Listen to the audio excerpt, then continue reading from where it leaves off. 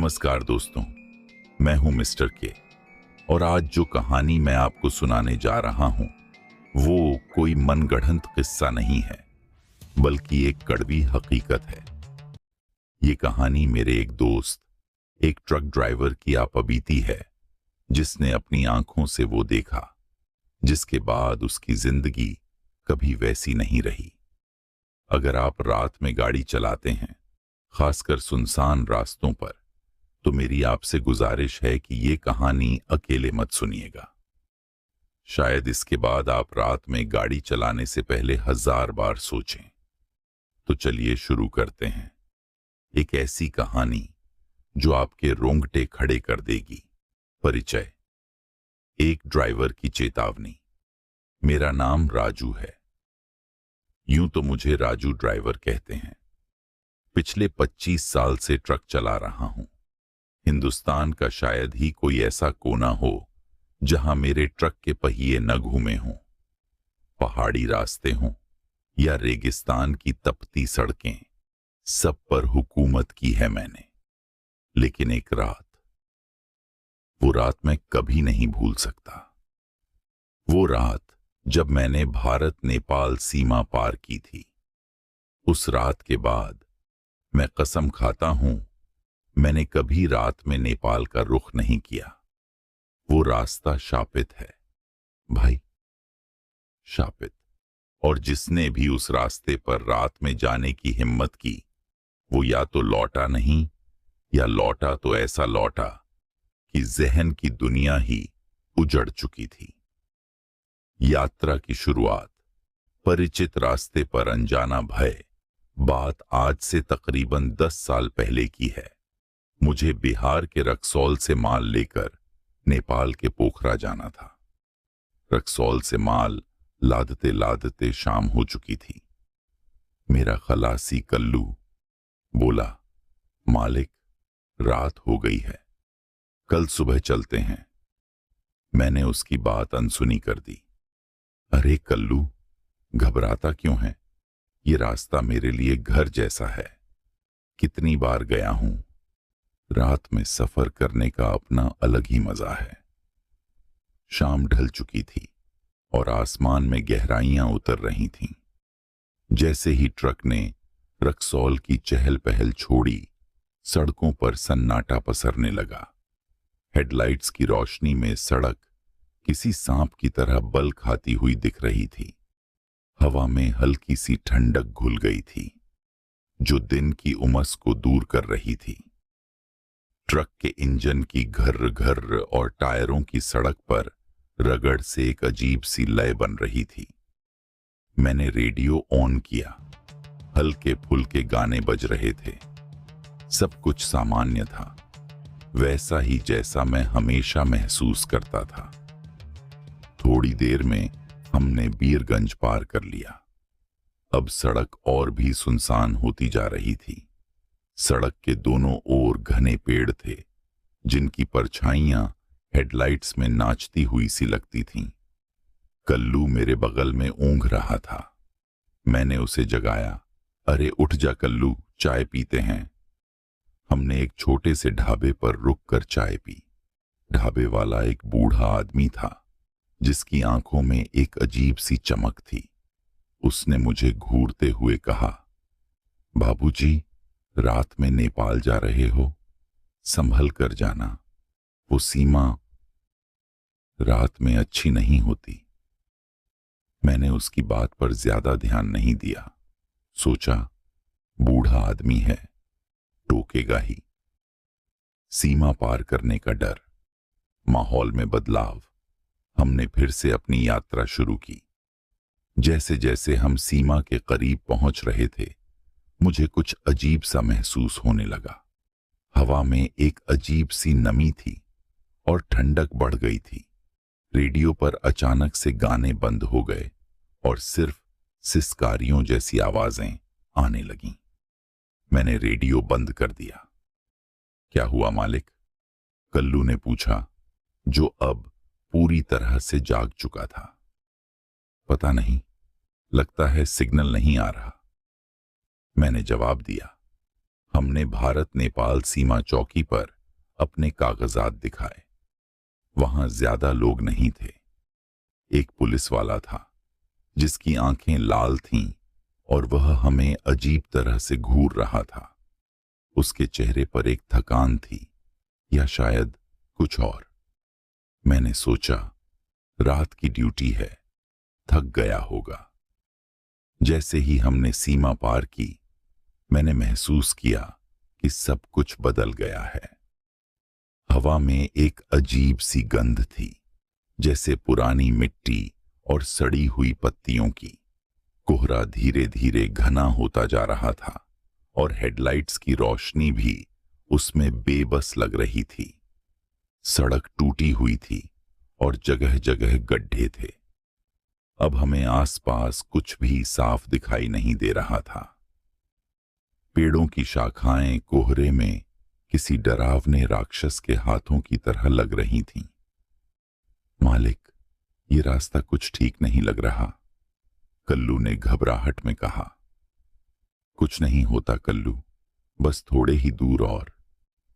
मैंने उसे दिलासा देने की कोशिश की, लेकिन मेरे दिल की धड़कनें भी तेज हो रही थीं।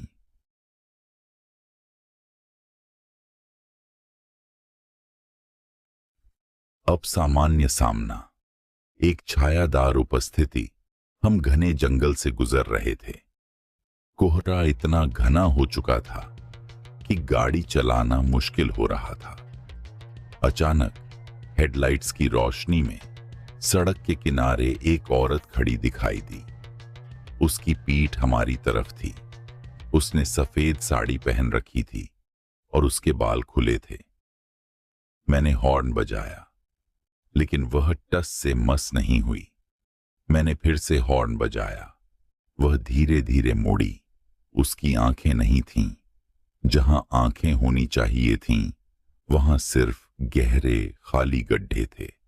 उसका चेहरा मुरझाया हुआ था, जैसे सालों से धूप न देखी हो। उसके होंठ काले पड़े हुए थे और उन पर दरारें थीं। एक पल के लिए मुझे लगा कि मैं सपना देख रहा हूं। मैंने अपनी आंखें मींची और फिर खोलीं। वह अभी भी वहीं खड़ी थी, हमें घूर रही थी। मालिक, ब्रेक मारो, कल्लू चिल्लाया, लेकिन मैं ब्रेक नहीं मार पाया। मेरे हाथ स्टीयरिंग पर जम से गए थे।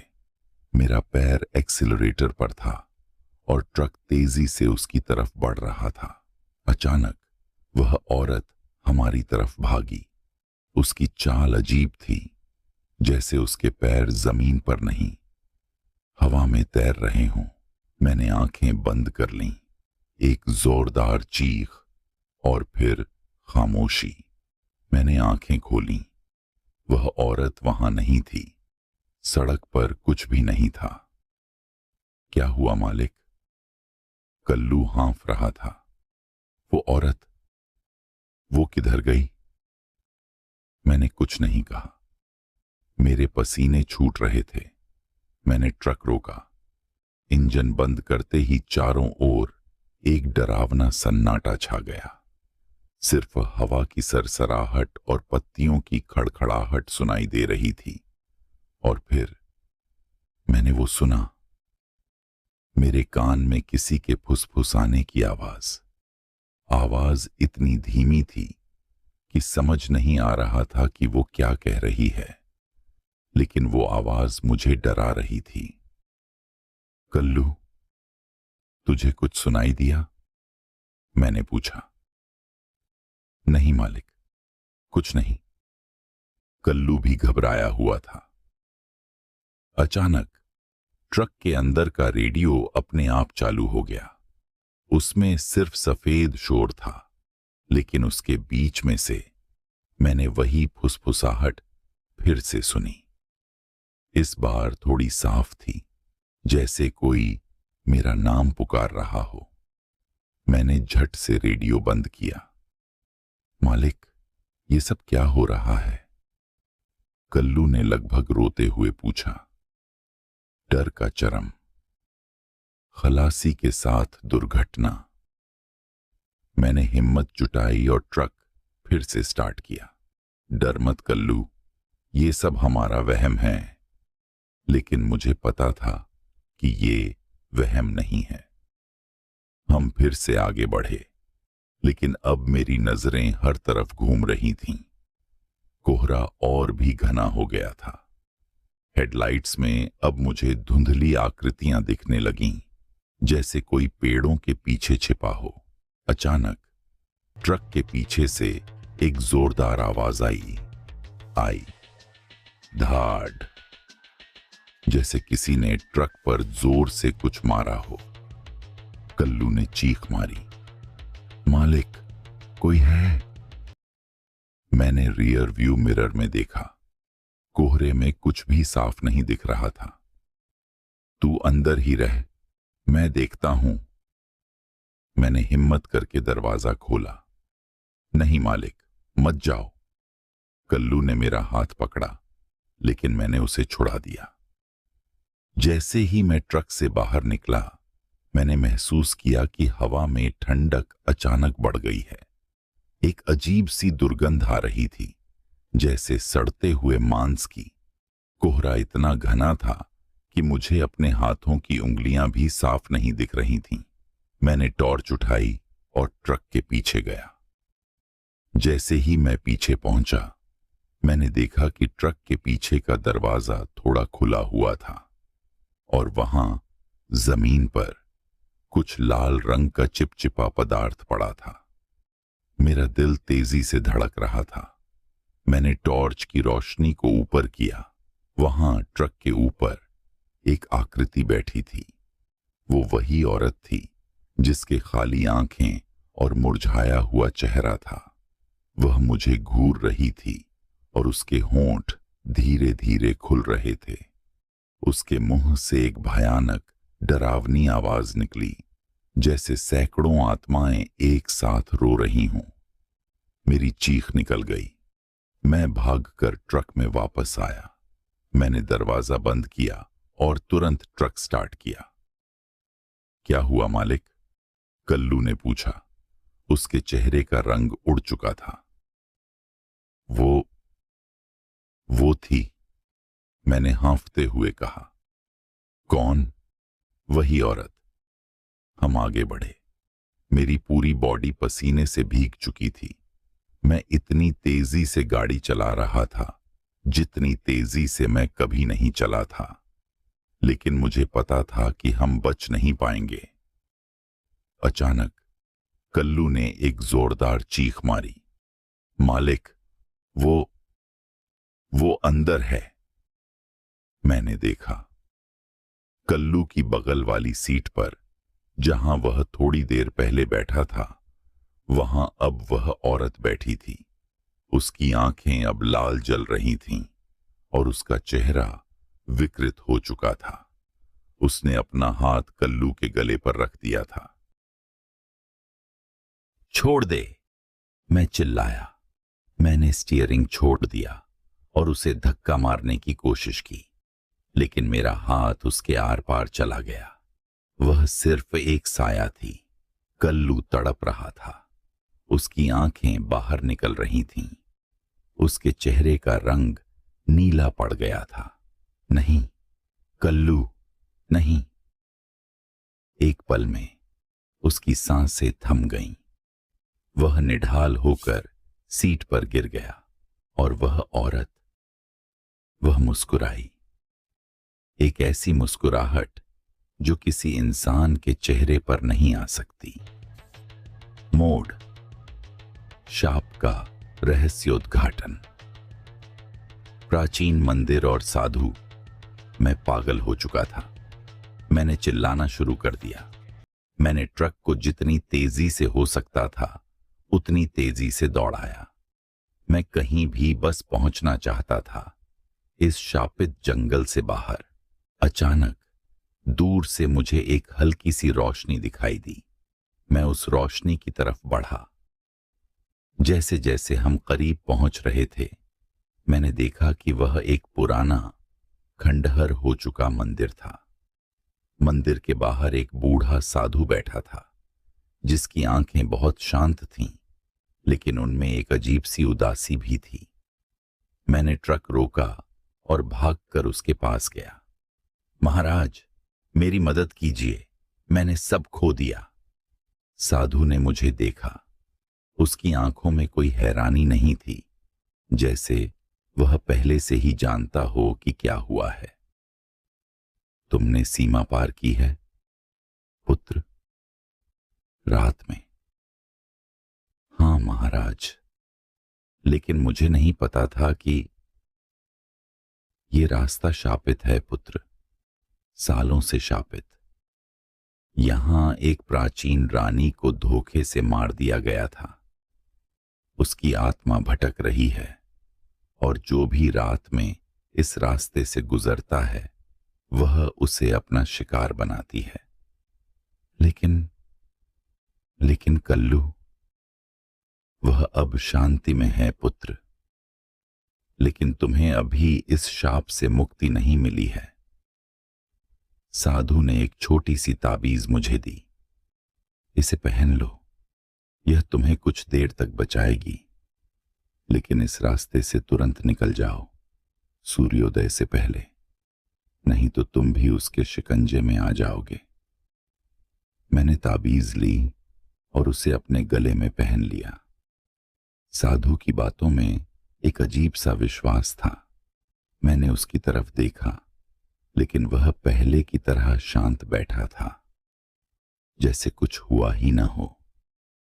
भयानक अंत, खुला अंत। मैं तुरंत ट्रक में वापस आया।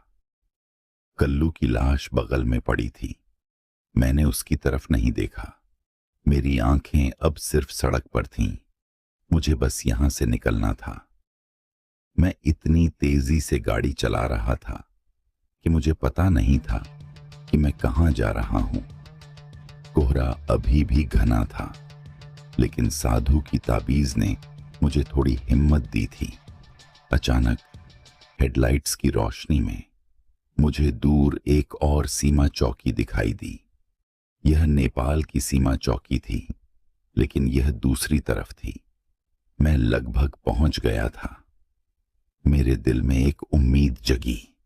मैं बच गया, मैं बच गया।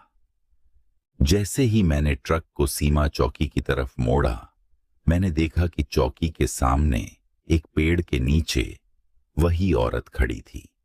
उसकी आंखें अब और भी लाल जल रही थीं और उसके चेहरे पर एक भयानक मुस्कुराहट थी।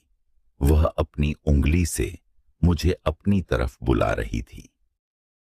मैंने ब्रेक मारे। ट्रक चीखता हुआ रुका। मैं जानता था कि मैं भाग नहीं सकता। वह हर जगह थी।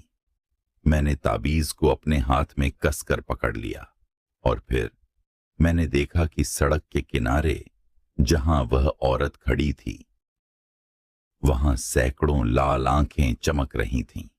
पेड़ों से, कोहरे से, हर जगह से। वे सभी मुझे घूर रहे थे और उनमें से एक आवाज, वही फुसफुसाहट, मेरे कान में फिर से आई। तुम भाग नहीं सकते राजू, तुम अब हमारे हो। मेरी आंखों के सामने अंधेरा छा गया। मैंने स्टीयरिंग पर अपना सिर रख दिया। मुझे नहीं पता कि उसके बाद क्या हुआ। मुझे बस इतना याद है कि अगली सुबह मैं उसी सीमा चौकी पर मिला। ट्रक के अंदर कल्लू की लाश गायब थी और मेरे गले में वह ताबीज भी नहीं थी। पुलिस ने मुझे पागल खाने भेज दिया। उन्होंने मेरी बातों पर विश्वास नहीं किया। वे कहते हैं कि मैं सदमे में था, लेकिन मैं जानता हूं कि मैंने क्या देखा। मैं जानता हूं कि वह रास्ता शापित है और मैं जानता हूं कि मैं आज भी रात में अपनी गाड़ी के शीशे में देखता हूं तो कभी कभी मुझे वह औरत दिख जाती है। उसकी लाल आंखें मुझे घूरती हुईं। तो दोस्तों, अगर आप कभी रात में नेपाल के उस रास्ते से गुजरने की सोचें तो मेरी एक बात याद रखना, मत जाना। उस रास्ते पर मौत तुम्हारा इंतजार कर रही है और एक बार जो उस शाप में फंस गया वो कभी वापस नहीं आता, या अगर आता भी है तो ऐसा आता है कि उसकी जिंदगी सिर्फ एक चलती फिरती लाश बनकर रह जाती